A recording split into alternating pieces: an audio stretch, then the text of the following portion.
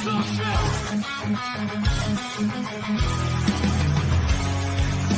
beast comes out in the dead of night. WrestleShoot eats a Tuesday night. Rob and Chris don't pull the punches, bitch. WrestleShoot, breaking it down, WrestleShoot, telling the facts, WrestleShoot, stories on the road, WrestleShoot, that's our partner subjects. No party ever escapes their sight. Coming at you live every Tuesday night. Hey, WrestleShoot, anti-social network, WrestleShoot, sticky and hot, WrestleShoot, sometimes act like jerks, WrestleShoot, always bringing on the guts.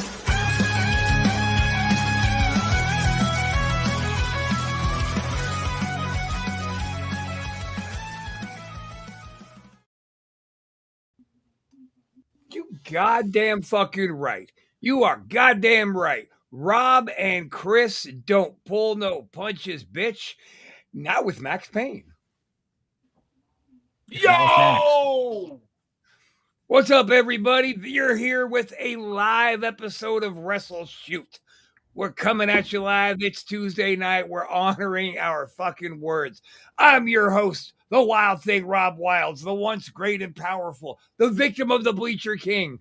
And of course, I'm joined today by the lovely and talented, the always popular, always over, my hedgerow life mate, the great Chris Casanova. But Chris, we would be missed if we didn't bring up our hardcore fucking icon, the great Max Payne, who sued a video game and won. Fucking A-right. We're right here on the Antisocial Network. You can catch us. You can catch all of our affiliates. And if you are a content creator, then this is for you.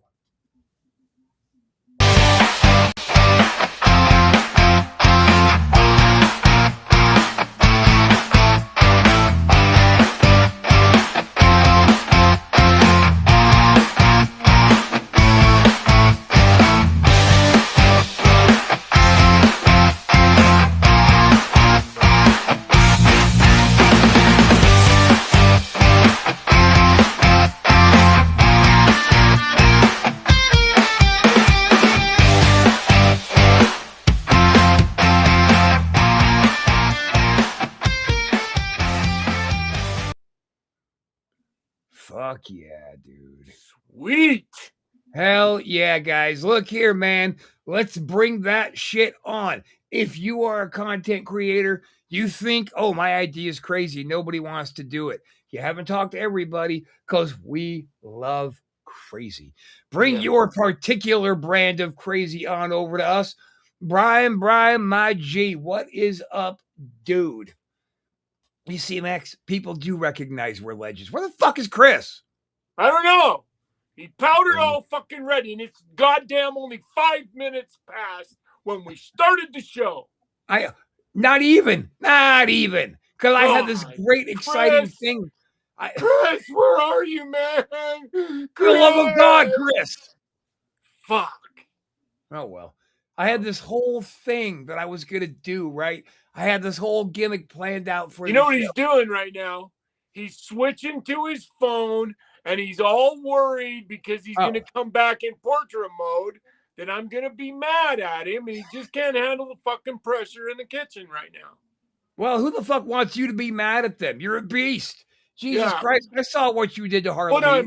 But I'm a fuzzy beast. That doesn't. So are bears. I know, but they're fuzzy. We have teddy bears. Wait, like, seriously, where the fuck is Chris? I don't know. You know, I'm telling you, man, he's right now, he's switching to his phone. Mark my words, he's coming back in portrait mode. I'll bet anything you want. And then are you going to give it to him?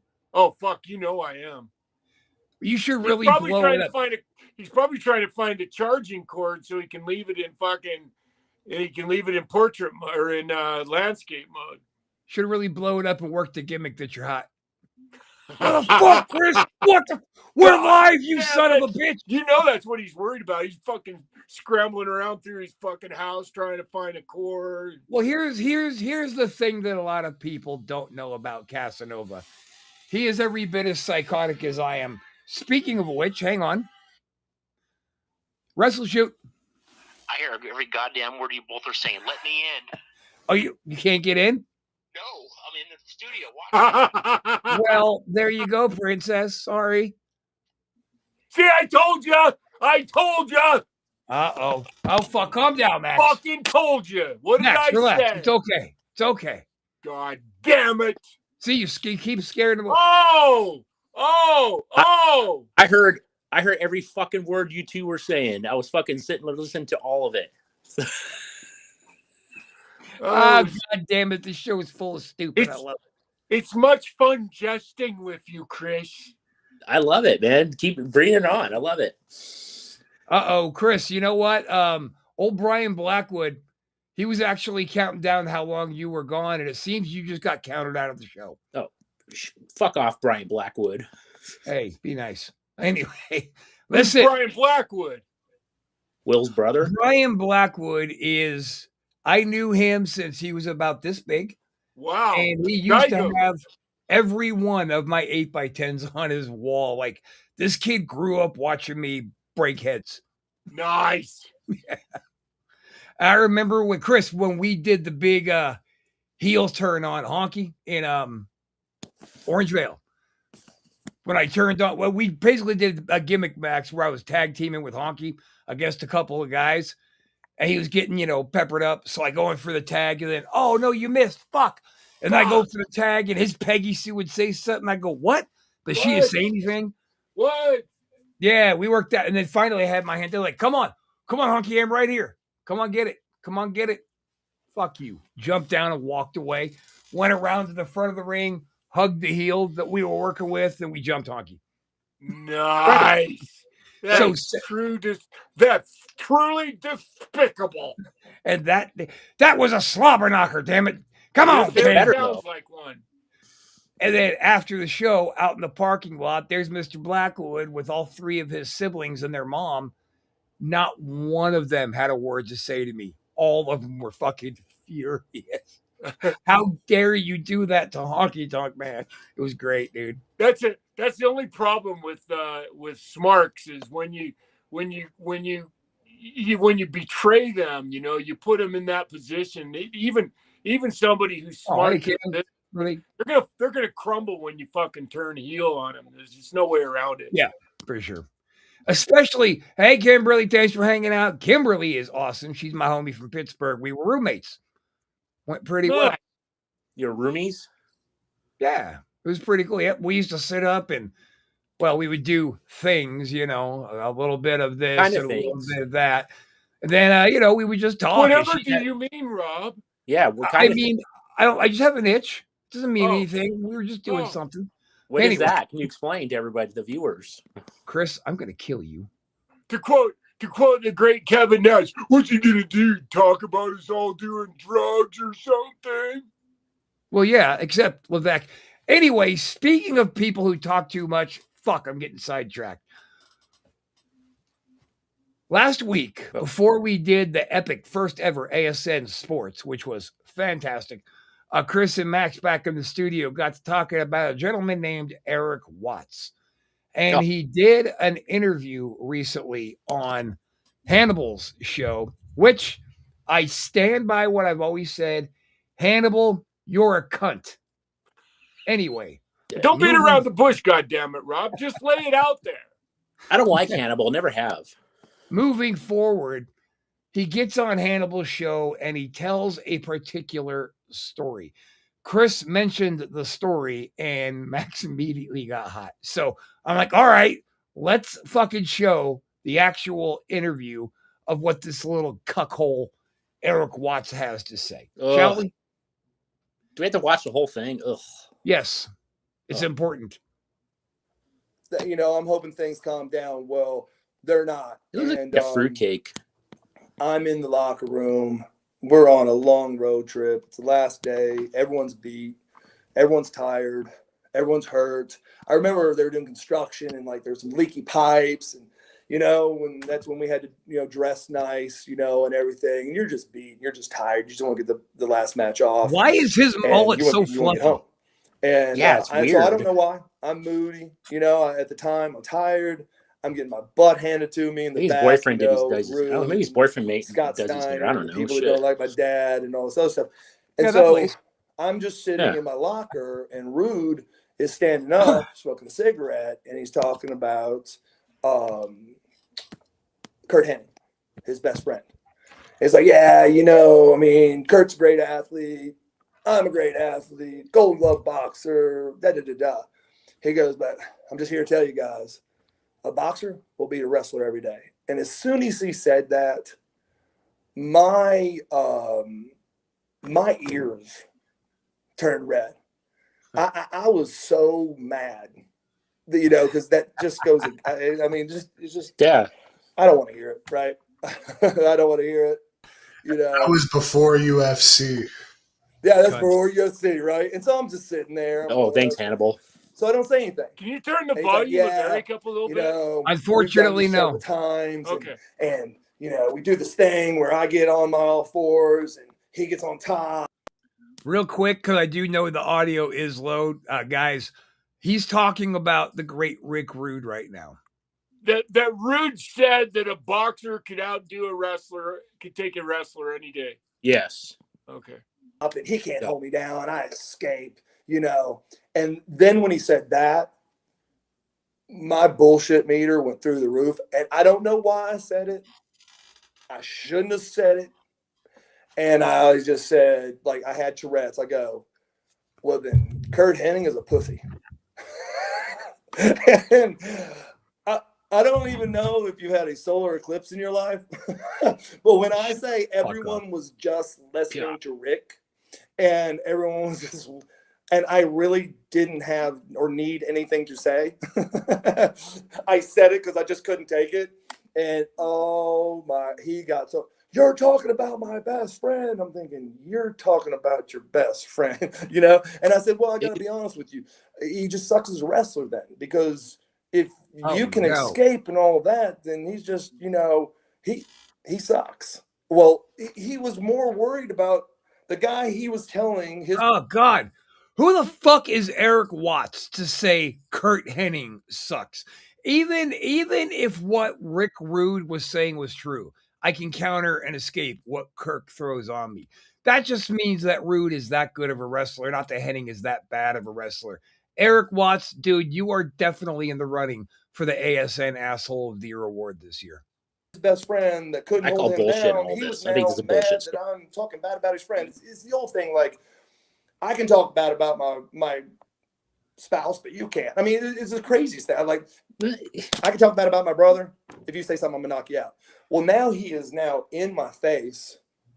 I'm in the locker room, and I'm already thinking, okay, I got dress shoes on, slacks, my back's to the wall, which is okay. If he gets too much closer, I'm gonna be in his hips. I'm gonna rip this man's head off. Oh my and about that time, Sting kind of Max, you're upside down, buddy. And he's kind of talking. Yeah, Max, fix your camera. And Rude, walks off, for a second. He's thinking. Well, Sting goes. I can't until we go back to the other screen. I've never seen maybe I someone can. take so much shit for so long, and the whole rookie thing, and you just got to keep it. He goes, but dude, this is coming from me to you. Your hazing's done. You don't have to take this shit anymore. Because, bro, leading up to that. Sting told him that. Yeah, Sting approached him and said the hazing is done. You don't have to take it anymore. Basically, what this piece of shit is trying to say right now is that Sting told him he is equal to Sting and Rick Rude. That's what he's saying. Fucking I idiot. can't tell you all the things that happened. I even had twice people break glass and put them in my fucking wrestling boots. And then when I put on wrestling boots. I knew he was going to fall out. Let's pause this for a minute. Wait for Max to come back. So, Chris, so far what we've heard here is he was in a locker room and Rick Rude was shitmouthing fucking Henning, is what he's implying so far. Probably having some fun. Like, yeah, I mean, hey, we're messing around. It wasn't. Anyhow. I doubt he said anything like that about Henning. No, I really do, because we all know that Henning was a legit real life hooker. So was Rude. So we know that there is no way that they are fucking shooting on each other and then bragging about it later. Welcome back, Max. Let's get back to it. You know, I had that happen twice, and I think it was Sting again when that happened. I didn't say anything, and then I cut myself a little bit, and I emptied my shoe out. He goes, "What's that from?" I'm like, it's the hazing. He goes, "No, we don't haze like that," you know, or whatever. And he said something. So Sting kind of gave the like, "Hey, you don't have to take it." And so as soon as he said that, I go, "Whoa, Rude." You know, no. So what were you saying that about Henning? And Sting, he just lit up. He's like, yeah, no. Now, how did that work with you and Henning? And then he goes, well, you know, I've known Eric since he's 14. You know, I've seen him go, you know, and blah, blah, blah. And Rude goes, what? And he just got hyped up. It was like a kid in a candy store. So now the Steiners and, you know, everyone's there. They're just dying. Before he gets any deeper here, fellas, Chris, you're sideways now. What the fuck is going on here? I'm not sideways. Anyway, I've been to the same camera angle. I spoke to another old schooler who has had matches with Eric Watts here. And the quote is, he couldn't shoot his way out of a paper bag if the fucking bag was wet. So that's what kind of a shooter Eric Watts is. Dying to see Rude just, you know, make a fool of me. And to make a long story short, you know, the first time he got on all fours, and you know, Sting goes, okay, I'm gonna move my hand up and you guys go. And he moves his hand up, and I just I crack his elbow in and face plant him and roll him on his back. You're upside down now. When we come out, maybe it'll fix. And he just starts going, hold on. I'm holding him, and I let him go, and I back up like that, you know, because again, it's not that. That's only two ways I can go. And sideways. Because of Rude, it's just you don't know how to that wrestle. Direction. There you go. There you go. Boom. You're in. Everybody is centered and lined up now. For the love of technical shit, we are ready to rock. So you just don't know how to wrestle, so that, you know, whatever. So he, I thought you were gonna say 1, This 2, is where 3. it gets good. Sting goes, no. You want me to say 1, 2, 3? Let's do it again. So he goes 1, 2, 3, and I just plant him. Yeah. And a matter of fact, that time what I did is I planted him, and then I moved forward like a freestyle, and I did a front face lock and rolled him like 3 times, because in freestyle you get those back explosions. No, you did it 3 times, you know, and then choked him a little bit, and he's like, yeah, let's do it again. And so I said, dude, we can do this all day long. And so he got on all fours while I went freestyle and put my hands on his back and stood there. He goes, well, what are you doing? I go, well, you're such a stud. I go, you know, I'm gonna go freestyle on this neutral position, not collegiate. So let's do freestyle. He goes, oh, grab your feet, I'll jump up. You know, I'm just saying that I can escape. I go, I understand. This should be very easy for you, which I shouldn't have done, because it's just taking advantage of someone that doesn't understand. So I got there so that when he did go to explode, I just grabbed him in the hips, elevated him, separated his shoulder basically on the concrete, let his head bounce, and that was. So there we go. That's all I could stomach before I had to stop the clip. And with that being said, Mr. Payne, what say you about the shit mouthing from Eric Watts? You know, boy, I don't even know where to start. I mean, you know what's sad, brother? Yes, he is, Brian. I mean this. I did the road with Eric quite a few times. And Eric had a propensity to want to make fun of me, and that's okay. But the one thing Eric knew better to do was then to fuck with somebody that was a real shooter. And the truth of the matter is now for him to, you know, Rude's dead. You can't steal from the dead. And I guarantee you, I'll just put it to you this way. I guarantee you, if Rude was still alive, Eric wouldn't be talking that way. No, sure. That's all I got. That's all I got to fucking say about that.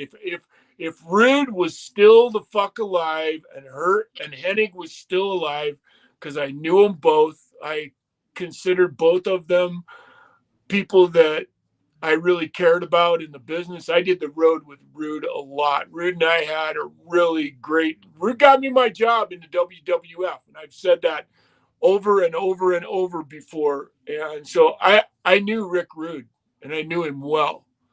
And Eric would be, first of all, let's just put it this way. I know for a fact, if Rude and Eric were in a dressing room together, I guarantee you back then, Eric would not have said a word to Rick Rude because he was scared shitless of him. And I guarantee you that Rude, I mean, that's the irony of it all, is to fucking sit and say shit that the guy can't even defend himself. Neither can Kurt. I mean, it's safe to talk shit about guys who are, dead because they can't defend themselves. But anybody, let's just put it this way. Anybody who knows Rude, knows Kurt, and knows Eric also knows the truth of that interview right there. Well, Max, I'll tell you this. There was this one time at band camp that I went head to head with not just Hulk Hogan, but I also had to throw it down with the Ultimate Warrior and the Macho Man and Owen Hart. And that was the day that I realized that I am the toughest man on the planet because I just disintegrated all of them. You forgot one point though. What? You were on the Enterprise too, right? Oh yeah. This was on the holodeck of the Enterprise, and Captain Kirk was the ref. Oh, okay, cool. Gotcha. Yeah. Spock was Thanks, the Chris. bench referee. So Spock was running the scoreboard. There was no scoreboard. It was just a down and dirty holodeck street fight. God damn it, we're going to take it out there to the streets. And we're going to show them all. Oh, my God. We're going to have Man Mountain Rock show up. Man Mountain Rock with his guitar. No.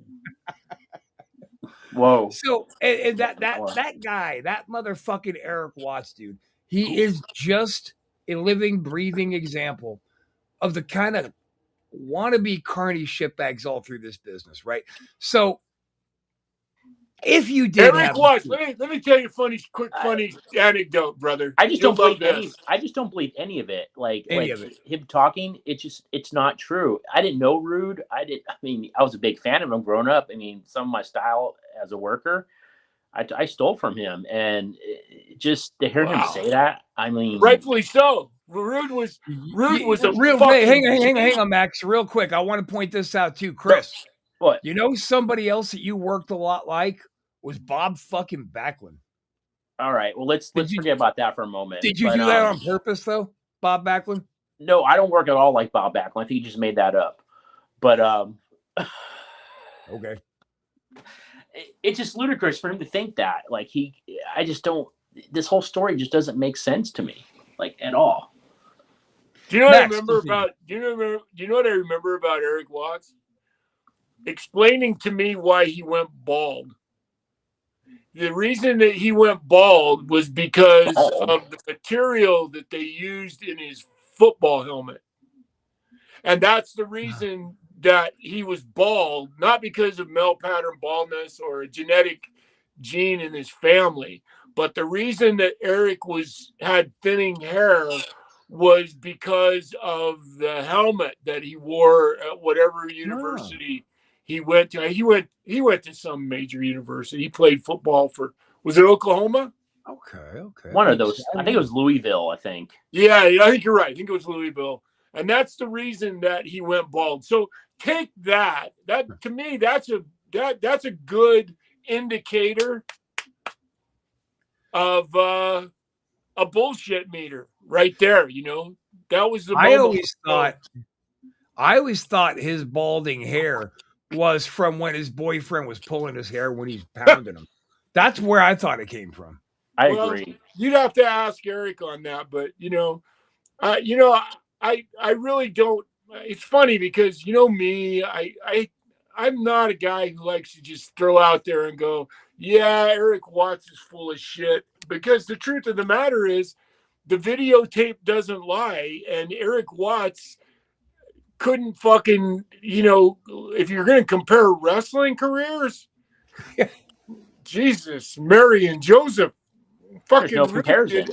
Rude did everything that anybody would ever want to do in the wrestling business. And Rick Rude could get you a job with just a phone call, and Eric couldn't get a job to save his life. Phone call.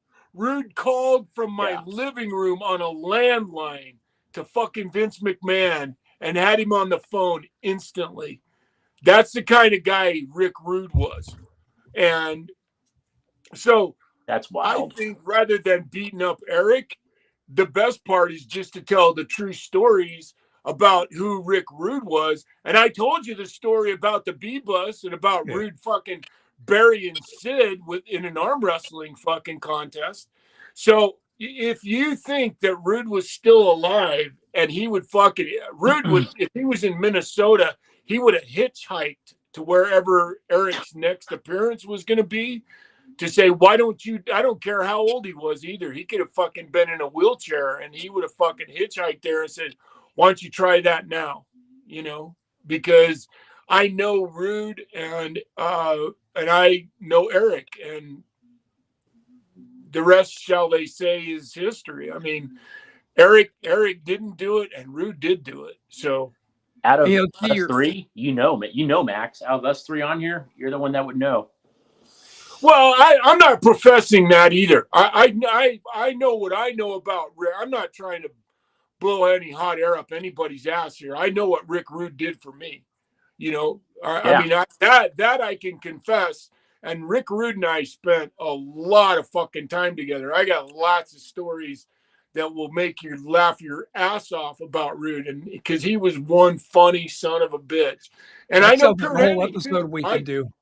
I loved Kurt Hennig, and to hear somebody talk shit behind, it's not even behind their backs, to talk about a dead man like that, and to know Eric, it's like, what are you hoping to gain from that, Eric? Nobody's gonna believe you that knew Rude and knew Hennig. Everybody's gonna fucking laugh their balls off at you, and they're doing exactly what we're doing if that's what your goal was to accomplish, because you didn't know anything about amateur wrestling. You didn't amateur wrestle in college, and even if you did in high school, you did in high school. Fucking Rude, man, I don't give a fuck. I guarantee you, I would be afraid of Rude in an amateur wrestling match.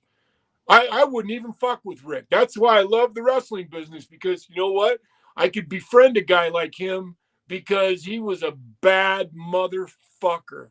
I'd shoot with Rude. Knowing I'd get killed, I'd still do it. I get that. I'm just saying, Rude's one of those fucking guys that if you're in a bar, you want him on your side of the bar when shit goes down. You know? Sure. That's all I mean, Rob. Yeah, I'm not saying that, but Rude was a fucking badass. And there's a guy. Go ahead, Sorry, brother. We lagged a little bit. I thought you were done. I was going to say there's a guy, a very, very skilled worker who I can't believe never got contracted. Also a really strong, mat wrestler. So he told me once that he got to roll around with Rick Rude. And he said, when I say roll around, I mean Rick pretty much rolled me around. But there was one moment where I got out the back door and I put him on his belly for about 5 seconds while he figured out where we were at. And afterwards, Rick jumped up and patted me on the back. So that was really good. And shook my hand, because people can't do that to Rick. Taking dominance to Rick is hard. It would take somebody like Hennig to be able to grab dominance. Yeah, exactly. Sure. And the funny part is those two were fucking professionals. They would never do that. Right. Because they didn't have to any longer. It's a work. Yeah. he's not going to get on his knees and let's go. First of all, if Rick's going to be in a confrontation, he's not going to go on his knees. Okay, shoot on me. He's going to just take you out real quick. Like there's just no question about it. Like he's not going to do that. None of that. In what shoot have any of us ever done, like in training in school, where you started off in the collegiate? Hands and knees, no. Yeah, no. I mean, we did that sometimes just to teach our kids in our wrestling school how to legit wrestle, but like that was never a thing. If you're going to shoot, you got to start on your feet. Yeah, like,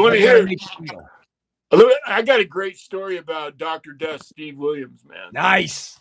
So I was really lucky because I was recruited as an amateur wrestler. I was recruited by Okie State, University of Oklahoma, Iowa State, Boise, BYU, all the Western schools, Cal State Bakersfield, Lehigh sent me letters. Needless to say, I went on 4 or 5 recruiting trips. And one of the recruiting trips I went on, and the most memorable recruiting trip I went on, was to Oklahoma. And Doc was who Stan Abel, who was the coach of University of Oklahoma, put me with to hang out with him. Doc loved doing that because whenever you were the guy that was entertaining the new guy coming in, he would give the guy, a couple $1,000s in cash so that, if we wanted to go somewhere and make it rain or we wanted to drink or whatever. So I had a blast with Doc. Doc and I became really fucking good friends after that. And then I went to Japan. So now I go to Japan to break in, and I'm a Japanese young boy. Doc's now coming over as main event for New Japan Pro Wrestling. And so Doc comes in, and he taught me this great fucking lesson. So I'm young and virile, and I'm fucking jumping up and down. And, hey, Doc, let's go out there and fucking roll around a little bit. And I'll never... Big mistake. I'll never fucking forget him looking over that fucking cut up eye of his. He looked up at me and he goes, "Are you out of your fucking mind, kid?" He goes, "I wouldn't fucking amateur wrestle right now if they paid me $1 gazillion. This shit's a work and I want to keep it that way." And he laughed me all the way. He laughed at me so hard. He goes, "Obviously you haven't been at work in the States yet." And he taught me some great fucking lessons. I'll never forget. "Are you out of your fucking mind, kid?"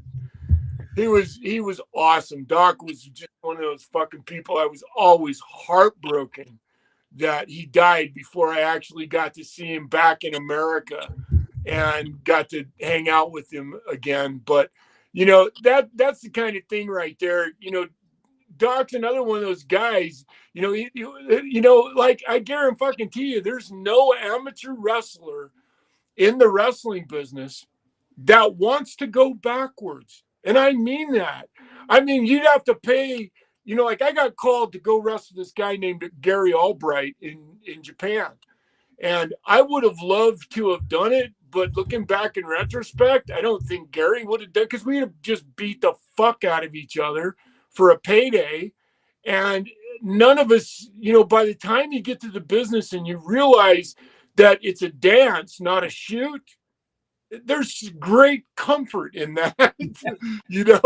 I don't have to fucking fight that way like John Tenta and fucking Gary Albright, and the list goes on and on and on. All these all these guys that I knew from the business that they didn't want to go that direction. So for somebody like Eric, who's not one of those boys, so to speak, to open his mouth and say something and talk out of his ass about something that he probably should be left unsaid.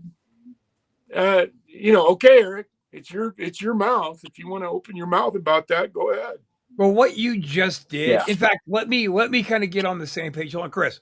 Did you have something you wanted to add to what he was just saying before? No, I'm just so let me get into the Snuka thing then.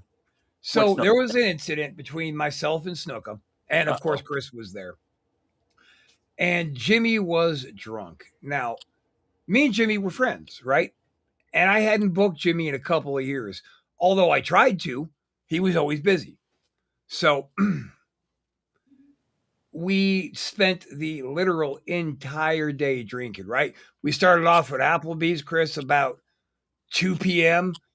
Yeah. We drank there for about 6 hours, then drove an hour and a half to Modesto, ran out of gas, had to get some of the boys to come help us. Whole time Jimmy's sitting there hammered drunk and he's chuckling. He's like, we're going to jail. We're going to be in the paper, brother. We're going to be in the paper, brother. I was like, be in the paper? That's right. 3 pro wrestlers arrested before the show, brother. Oh, fuck. So anyway, we get back to the hotel. We go to the venue. It was a nightclub. We go to the venue just to get up on the stage with the band and plug the show tomorrow and all that good shit. We go back on over to the hotel, and Jimmy is fucking hammered. And he took a turn. He took a drunken turn. The same thing his wife, the same thing his wife would warn us about every time. Be careful. Sharon? Yeah. Be careful. Jimmy can get real bad when he's real drunk. I know Sharon really well. And she's a sweetheart.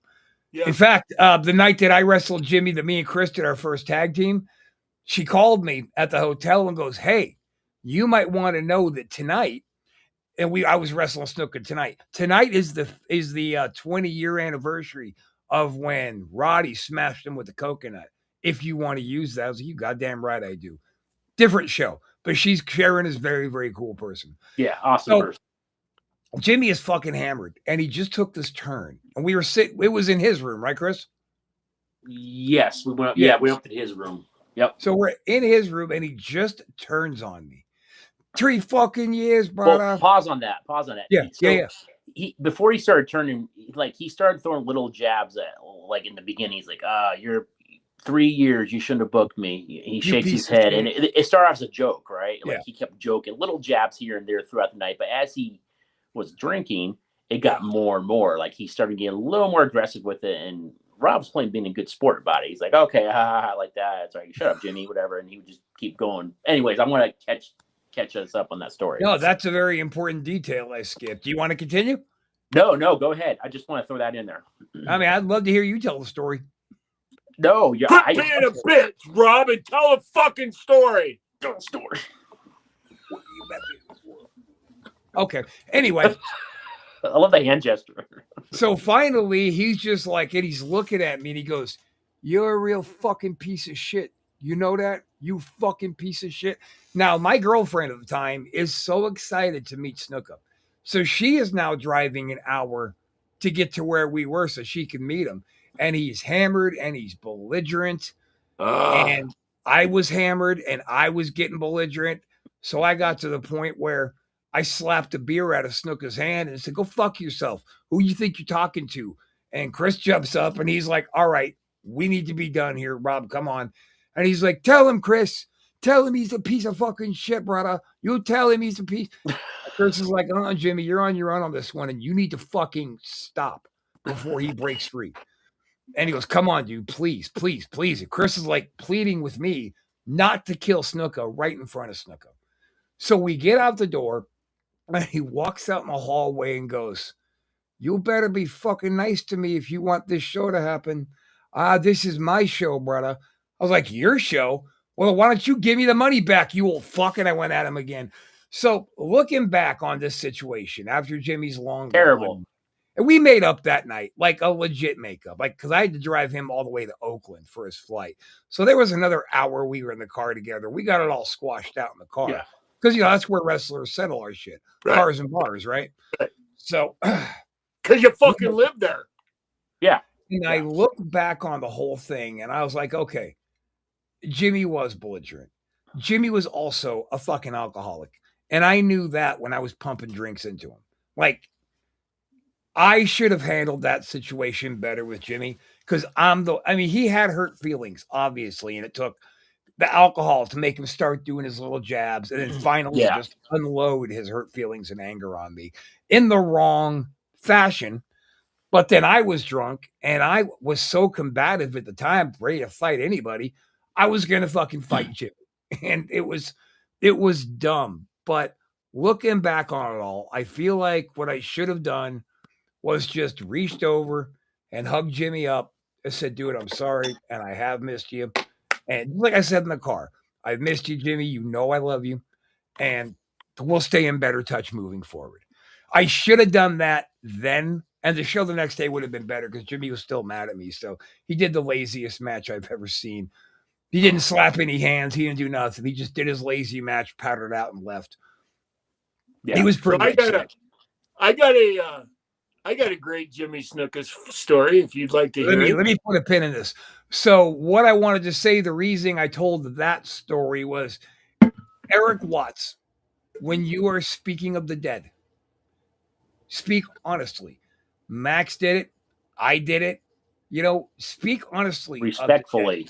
Because I don't believe anybody. Well, first of all, anybody who goes on that cuckold Hannibal's fucking show, that show has already lost credibility in my eyes. I think Hannibal is a fucking joke. Why don't you go out and beat your girlfriend up in another state and get arrested, you piece of fucking garbage, all drunked up and shit.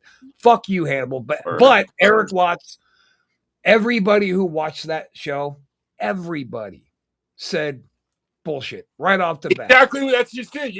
The great thing is, Rob, you don't have to say anything.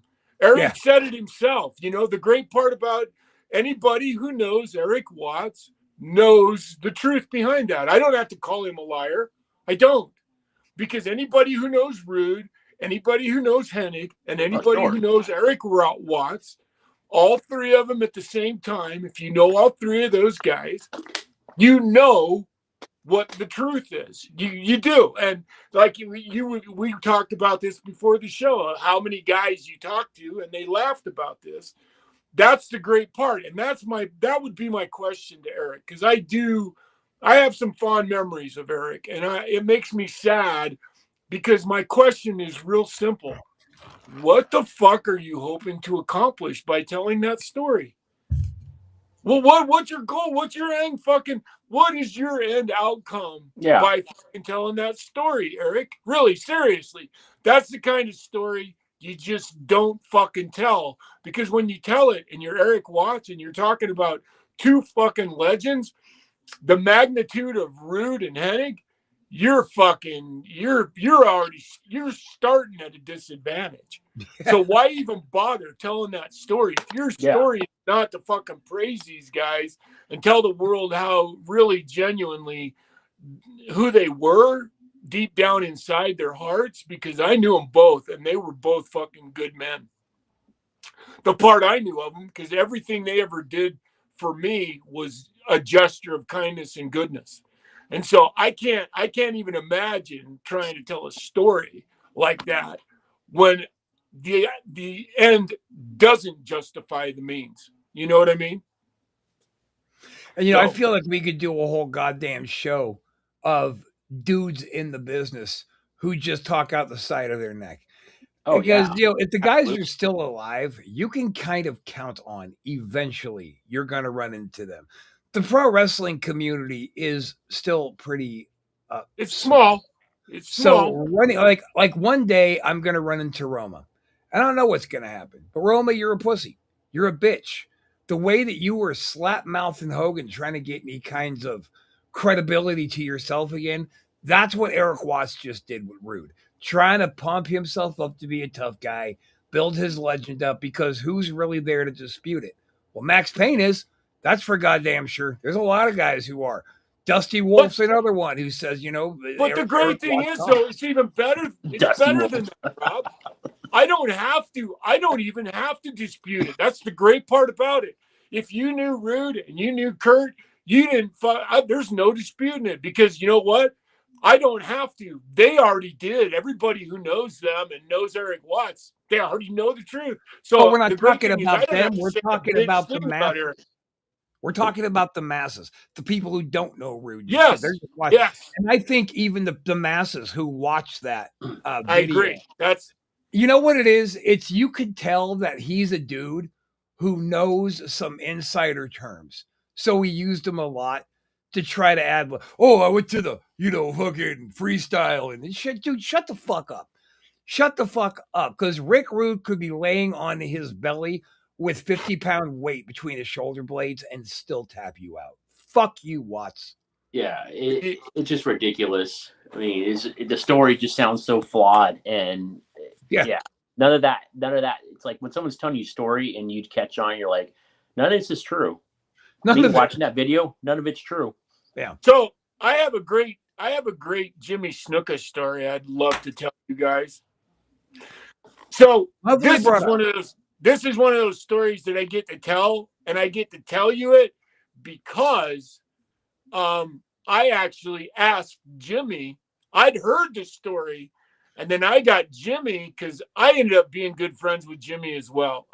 He lived in Orem, Utah, and we started a little territory, and I ended up doing the road with him and Colonel De Beers, and we had a fucking, oh my God, I had so much fucking fun with Jimmy, and Jimmy and I ended up, because he was in the twilight of his years. And then right after that, I don't know if you know this, did you know Jimmy's wife left him for the Tongan prince? Yeah. So he said, I never thought in a million years that would happen because I knew Sharon. She was like full-blown Mormon woman, man. Oh, she went to church every Sunday. All of her kids were Mormons. Wow. And all of a sudden, I hear she's left Jimmy for a 22-year-old the Tongan prince. I went, what? So anyway, so I heard this story about Jimmy. And so I'll tell you the story when Jimmy, you've seen my Lincoln. The Lincoln's famous because I did a lot of road. There's a lot of road stories from the back of the Lincoln, brother. You've got the picture. You probably need to keep that fucking thing close by because whenever we start talking about it, you should pop that up and show people. We were in this car when I started asking Jimmy telling him this story I'd heard about him, and I said, Jimmy, I heard this story about you. Will you tell me if it's true? And he goes, well, let me hear the story, bro. And I go, okay. And so I started to tell him. I said, so I heard you were on the road with the WWF with Mr. Fuji, and you guys had a fucking huge angle going on, and you were headed for Saudi Arabia. Do you know this? Have you heard this story, Rob? Do you know anything about this? It's a good one. So he's headed for Saudi Arabia, and this is Jimmy. And when the entirety, like every one of the boys were fucking cokeheads, right? They all had had ounces of coke on them everywhere they went. But they all knew better than to take fucking drugs to Saudi Arabia, because in Saudi Arabia, if you got caught with cocaine, it was the fucking death penalty. Yeah. Right? You didn't fucking take cocaine into Saudi Arabia, but it was Jimmy Snuka. So Snuka and Fuji, they got drunk on the airplane, and Snuka did to you, or to Mr. Fuji, what he did to you. He turned into a drunk asshole on the plane and started talking serious shit to Fuji on the plane. Wow. And Fuji was so pissed that he preceded Jimmy out of the airplane and told customs that if they searched Jimmy, they'd find cocaine. Oh, no. Wow. Yes. Fuji did that? He just straight up Fuji was, well, he was drunk too, but he was pissed because Jimmy had called it, it basically done to him what he did to you, Rob. He turned into drunk asshole and cocaine guy, and fucking Fuji had just he said some real evil shit to Fuji, and Fuji fucking went, I'm not gonna take this shit. So he went to customs and said, that motherfucker's got cocaine on him. He was that mad at him. Damn. And he said, and so I said, the story goes that they frisked you and they found the cocaine and they put you in a jail cell at the airport. And I said, how's this going so far? He's going, brother, I think you know the story. And I said, okay. He said, keep going. I want to hear the rest of it. I said, okay. So I said, so you're sitting in the jail cell and these 3 fucking giants come in, smash your arms behind your back, put you in handcuffs, and put a black hood over you. And put you in a fucking car and take you out of the airport. And he goes, brother, I knew they were taking me down to fucking chop my head off. He goes, I knew I was dead man walking. I said, Jesus Christ, Jimmy. So I said, so here's what I heard. He said, so they take you someplace. Finally, they set you in a room, very roughly, I was told. They set you down in a room. And you can see out the bottom of the bag, and you started looking at the floor, and it was marble. It was like this real intricate marble design. And he goes, brother, I'll never forget how pretty that stone was. I said, well, I can see why you'd feel that way. And all of a sudden, they pop the hood off, and he's in a fucking palace somewhere in Saudi Arabia. So Prince said, hey, bring him to me. That's Jimmy Snuka. Yeah. That's what Do you know this story? No. No, okay.